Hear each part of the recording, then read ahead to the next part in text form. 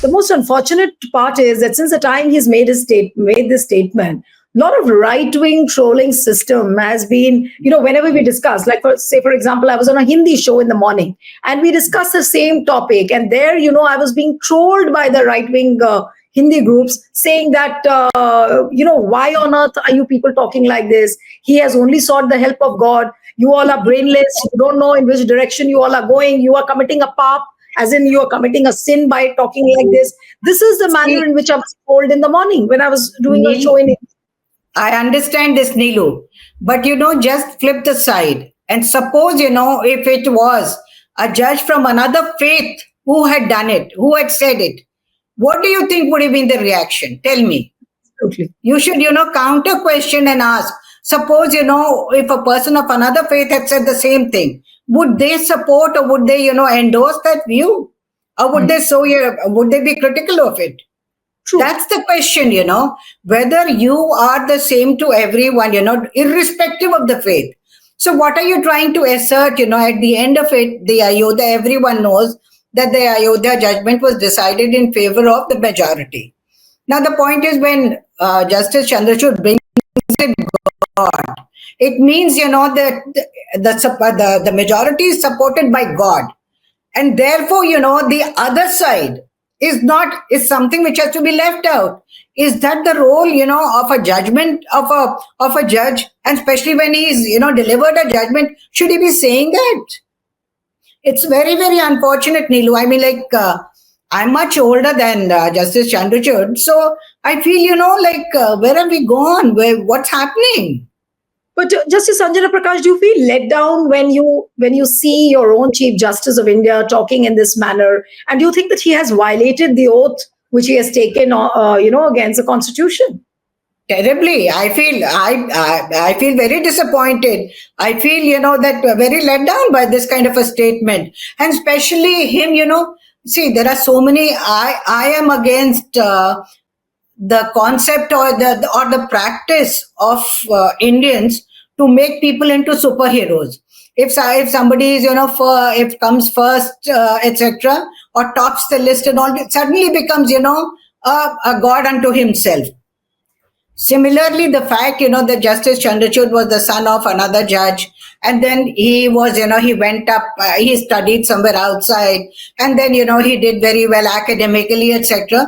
People started making him into some kind of a hero, which, maybe he does not, but these statements show that contrary to the image that has been created, things are not, as they are projected.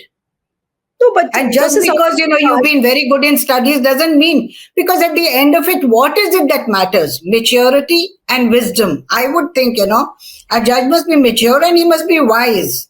So, and these statements are contrary. I'll just interrupt you for 2 seconds. You said that a judge has to be mature, he has to be wise, and therefore, shall I come to the conclusion and ask you again that has Justice Chandrachud been unwise and has been immature by making a statement like this? I would say not wise and not mature. Okay, there is a mid path when you're not completely immature, not unwise, but you're not wise and you're not mature. And I think, that's the status, that's the way I would assess it. His statements. No, but by virtue of his statements. I'm sorry. But Justice Prakash, looking at the sagacity and the wisdom of Justice D.Y. Chandrachud, I'm sure he knows what he's saying, what he is, to whom he is addressing.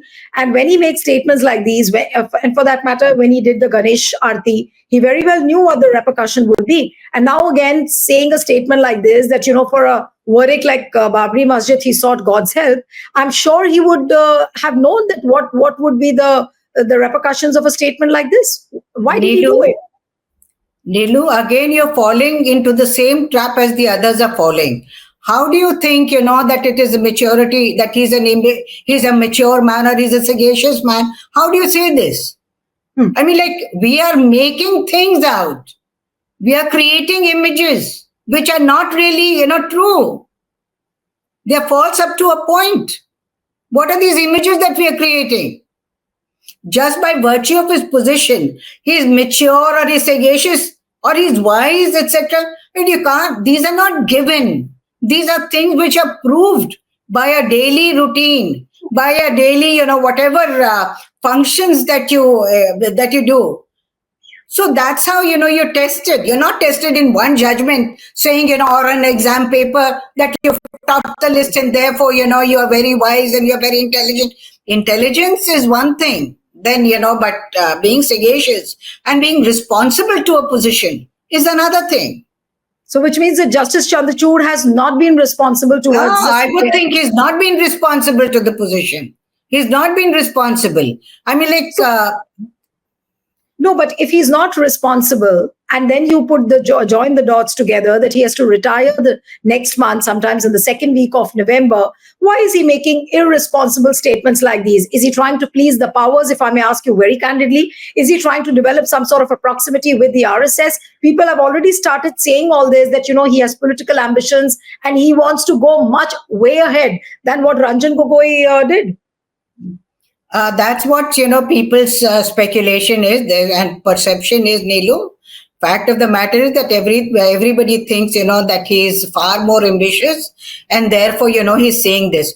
But I think, the whole thing is so saddening. I mean, what is more for a person to achieve than being, the youngest judge, than being the youngest Chief Justice, than being a Chief Justice of India for so long and the youngest one, I guess, After this, what? I mean, how much can you achieve? Is it not being, is it not giving some kind of a message to the people that you should try and be an overachiever? These are all signs of insecurity. So you're saying that Justice Chandrachud, for now, at least at the moment, he looks very, very insecure. Absolutely. Absolutely. And therefore this question, I don't know how history is going to judge me. I mean, why should he be bothered about why? Your work speaks for yourself. And that's all that we know, we didn't look back. We didn't think, what the lawyers or the litigants, etc. were saying about us. If we are correct and if our conscience is clear, you don't need any validation. You don't need any validation. Stay ahead with our cutting-edge news app. Instantly access the latest shorts in just 1 minute and breaking news in just 50 words. Download now for a smarter, faster news experience.